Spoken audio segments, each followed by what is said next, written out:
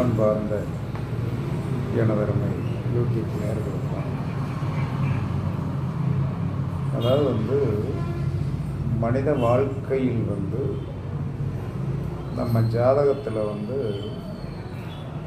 நம்ம என்ன காரணத்திற்காக வந்தோங்கிற ஒரு கான்செப்ட் எல்லாரும் தெரிஞ்சுக்கணும்.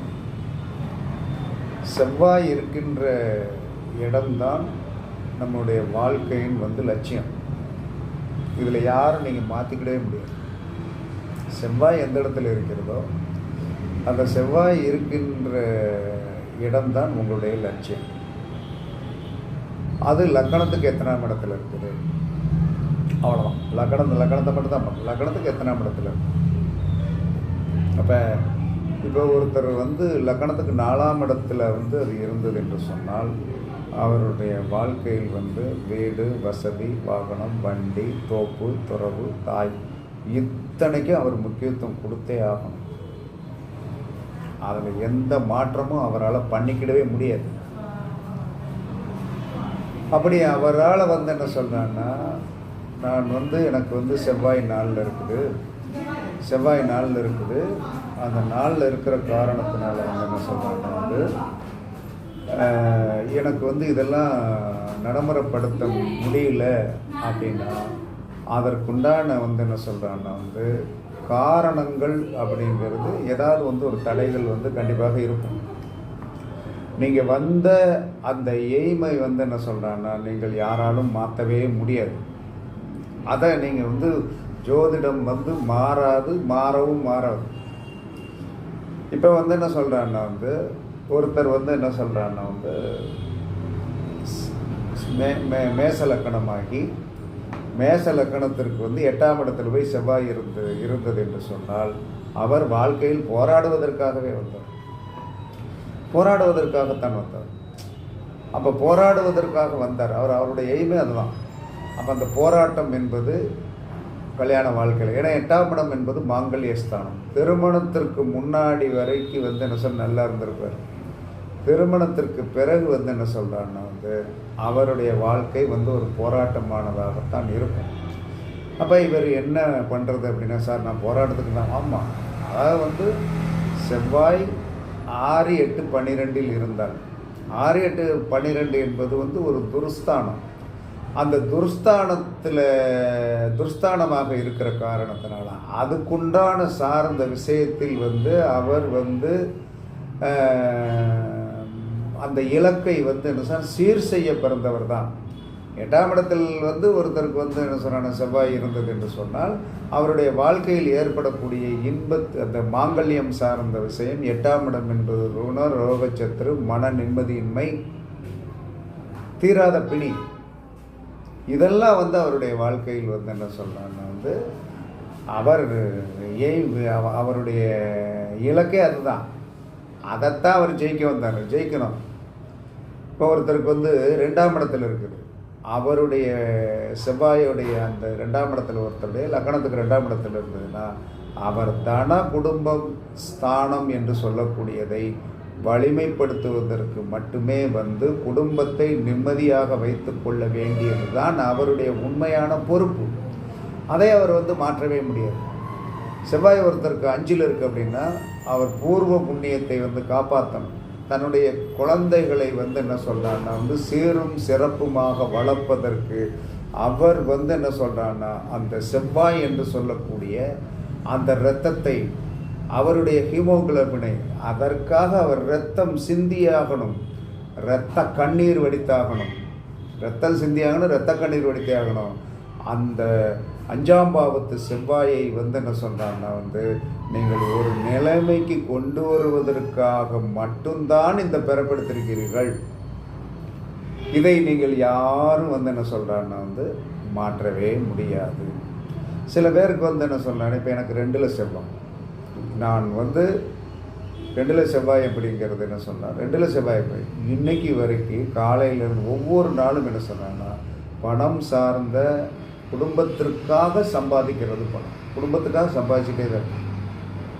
அப்போ அந்த எய்ம் தான், அதுதான் எனக்கு இலக்கை கொடுத்துருக்கான்.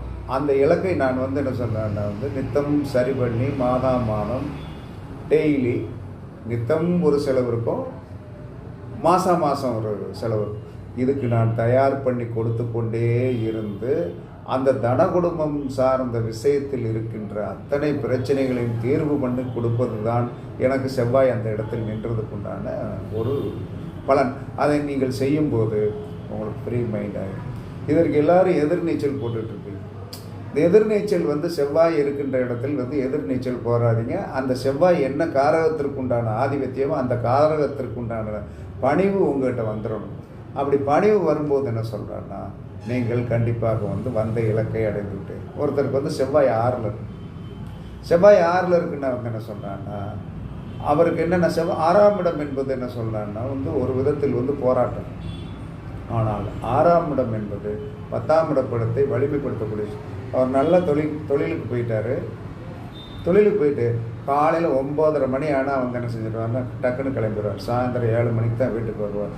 அதுக்கு இடையில் அந்த தொழில் ஸ்தானத்தில் இருக்கின்ற இடர்பாடுகள் சங்கடத்தை எல்லாம் அவர் சரி செய்து இன்றைக்கும் அவர் வெற்றி வாகை சூடிக்கொண்டிருக்கிறார். இதை நான் கண்கூட பார்த்த விஷயம். 6ஆம் இடம் என்பது என்ன சொல்கிறான்னா, போராட்டம் மட்டுமல்ல, போராட்டத்திற்கு அப்பாற்பட்டு என்ன சொல்கிறாருன்னா தொழில் சார்ந்த விஷயத்திற்கு அந்த செவ்வாயை அவர் நல்லா என்ன சொல்கிறாருன்னா யூஸ் பண்ணும்போது அவர் தொழிலில் வெற்றி பெறுகிறார். அதனால் அந்த உடல் உழைப்பு என்று சொல்லக்கூடிய 6ஆம் இடத்தை, வேலை என்று சொல்லக்கூடிய 6ஆம் இடத்தை அவர் ப்ராப்பர்னஸாக பார்க்கின்ற காரணத்தினால் இன்று வரை ஒரு 8 வருடமாக எனக்கு தெரியும் நல்ல சைனிங்கில் இருக்கிறார்.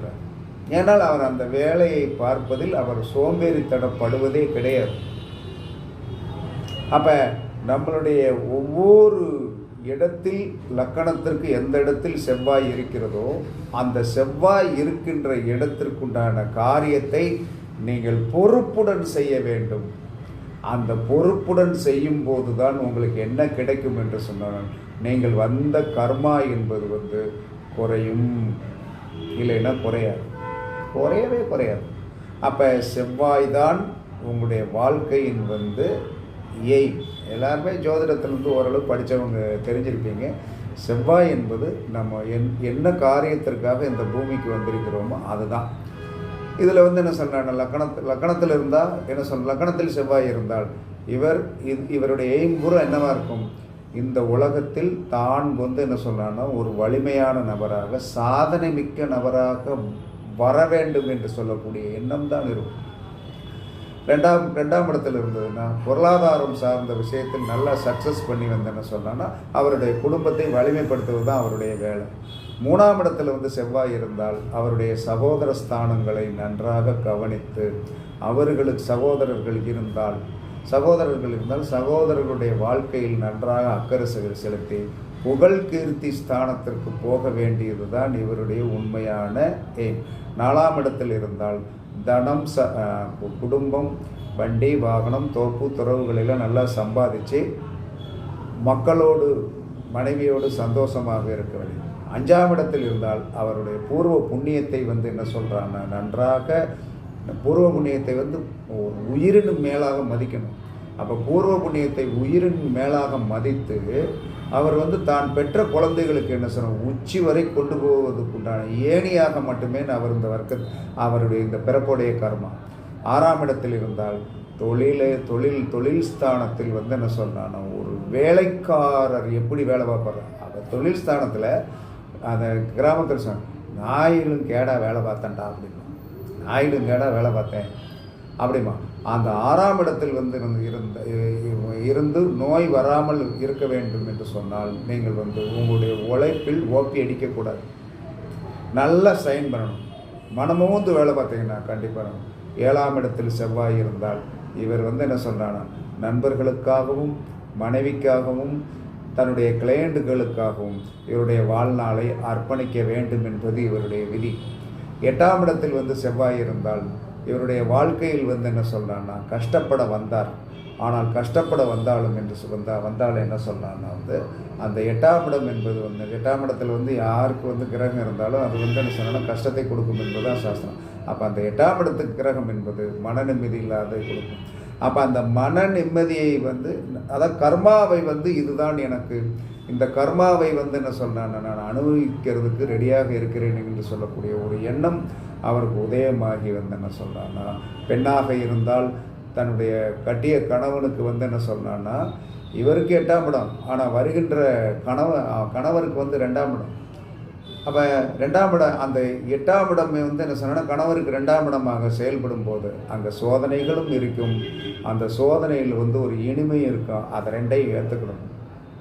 அப்போ 8ஆம் இடத்தை வந்து என்ன சொன்ன நம்ம நல்லாக வலிமையாக பயன்படுத்தும் போது அது கணவருக்கு 2ஆம் இடமாக போயிடும். அப்போ 8ஆம் இடம் என்பது ஒரு விதத்தில் வந்து என்ன சொல்லலாம்னா வந்து உங்களுக்கு ஒரு வேலைக்கு போய் வந்து சம்பாத்தியம் பண்ணக்கூடிய ஒரு நிலைமையும் வந்து அந்த 8ஆம் பாவத்துக்கும் ஒரு 10ஆம் பாவத்துக்கும் ஒரு சொந்தம். ஏன்னா வந்து என்ன 8ஆம் பாவம் என்பது 10ஆம் பாவத்தோடைய லாபஸ்தானம். அப்போ வந்து என்ன சொன்னான்னா ஒரு தொழில் சார்ந்த விஷயத்தில் வந்து தலையிட்டு அதில் வருமானத்தை கொண்டு வந்து கணவரிடம் கொடுக்கும்போது அந்த 8ஆம் இடத்துக்கு உண்டான செவ்வாயுடைய ஆகுதி வந்து கரெக்டாக. அதுக்கடுத்து 9ஆம் இடத்தில் செவ்வாய் ஆன்மீகம் சார்ந்த விஷயத்தில் கோவில் பூஜை புனஸ்காரம். 9ஆம் இடம் என்பது பாக்கியம். அந்த பாக்கியம் வந்து என்ன சொன்னால் தகப்பனார் உறவுகளுக்கும் தன்னை சார்ந்த உறவுகளுக்கும் 9ஆம் பாவத்திற்கும் வலிமைப்படுத்தி கொடுக்க வேண்டியதே இவருடைய நோக்கம். 10ஆம் இடத்தில் செவ்வாய் இருக்கிறதா, உங்களுடைய தொழில் வந்து பல தொழில்களை உருவாக்கி ஒரு 1000 பேருக்குனாலும் 500 பேருக்குனாலும் நமக்கு தக்கன 5 பேருக்குனாலும் வேலை எடுக்க வேண்டும் என்பதுதான் 10ஆம் இடத்துடைய செவ்வாய். 11ஆம் இடத்து செவ்வாய் லாபத்தை நோக்கமாக கொண்டு செயல்படுவதே இவருடைய நோக்கமாக இருக்கும். அதற்கடுத்து 12ஆம் இடத்து செவ்வாய். 12ஆம் இடத்து செவ்வாய் என்பது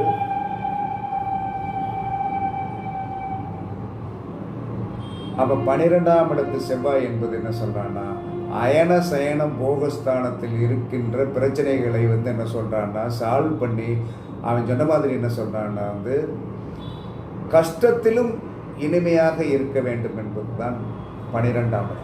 அப்போ இதுதான் வந்து நீங்கள் வந்த நோக்கத்தோடைய உண்மையான இடம். இதற்கு யாரெல்லாம் தடையாக இருப்பாங்க அப்படின்னா செவ்வாய் நின்ற நட்சத்திரத்திற்கு 3வது நட்சத்திரம், 5வது நட்சத்திரம், 7வது நட்சத்திரம். செவ்வாய் நின்ற நட்சத்திரத்திற்கு அப்போ 3 என்பது 3, 12, 21வது நட்சத்திரம். 5, 14, 23வது நட்சத்திரம்.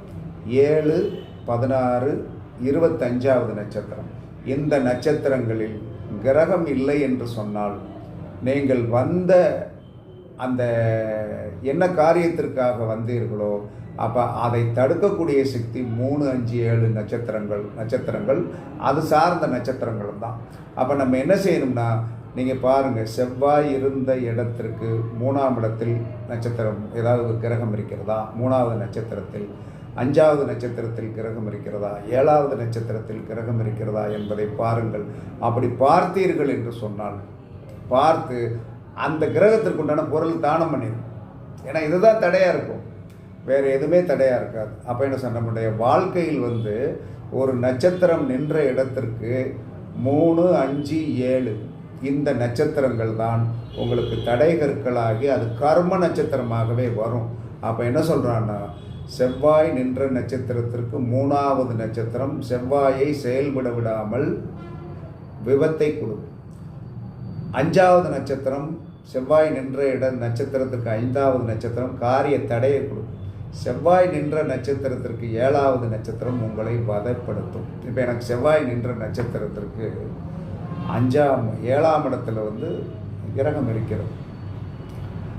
அதற்கு அடுத்து வந்து என்ன சொல்கிறான்னா வந்து செவ்வாய் நின்ற நட்சத்திரத்திற்கு வந்து 14வது நட்சத்திரத்தில் வந்து கிரகம் இருக்குது. இந்த 2 கிரகமுமே என்னுடைய காரியத்தை இன்று வரை தடை செய்து கொண்டே இருக்கும். இதற்காக நான் என்ன செய்வேன்னா அந்த 7வது நட்சத்திரத்தில் சனி இருக்கின்ற காரணத்தினால் ஏழை தொழிலாளர்களுக்கு உணவு, வயதான தொழிலாளர்களுக்கு உணவு தானம் பண்ணுறது. அதே சமயத்தில் செவ்வாய் இருக்கின்ற இடத்திற்கு வந்து 14வது நட்சத்திரத்தில் வந்து ராகு இருக்கார்.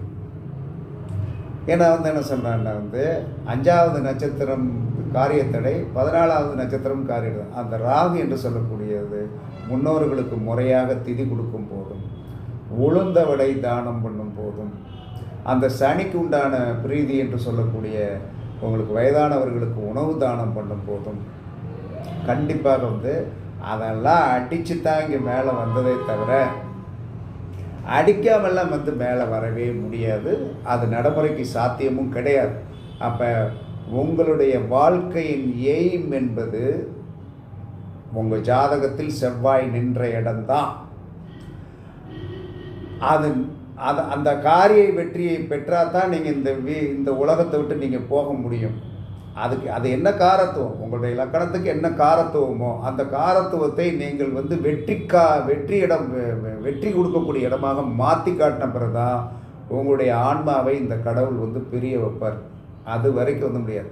இந்த செவ்வாயோடைய எய்ம் வந்து தடை பண்ணக்கூடிய சக்திகள் என்ன சொல்லணும், 3, 5, 7 நட்சத்திரங்களும், அதற்கடுத்து என்ன சொல்லணும் 12, 21 நட்சத்திரங்களும், அதுக்கடுத்து 14, 23 நட்சத்திரங்களும், அதற்கடுத்து என்ன சொன்னால் 16, 25வது நட்சத்திரங்களும் இடர்பாடுகளாக இருக்கும். இந்த நட்சத்திரங்களில் கிரகம் இருந்தால் அந்த நட்சத்திரங்களில் கிரகம் இருந்த கிரகத்திற்கு உணவு தானம் அல்லது அது சார்ந்த விஷயத்துக்குண்டான பொருட்களை நீங்கள் தானம் பண்ணினீர்கள் என்று சொன்னால் உங்களுக்கு செவ்வாயுடைய பரிபூர்ண அருள் கண்டிப்பாக கிடைத்து நீங்கள் வந்த இலக்கு என்னவோ அதை இலகுவாக அடைவீர்கள் என்று கூறி, இது ஒரு ஜோதிடத்தில் அற்புதமான ஒரு மறைக்கப்பட்ட விதி. இதை பயன்படுத்துங்கள், பாருங்கள், சக்சஸ் பண்ணுங்கள் என்று கூறி உங்களிடமிருந்து விடைபெறுவது சிப்பிப்பாறை ஜோதிடரசு ஆதி ராகவன் ஜெயபாலாஜி. சுகமே சூழ்க, சுகமே சூழ்க. வாழ்க வளமுடன், வாழ்க வளமுடன். வணக்கம், வணக்கம், வணக்கம்.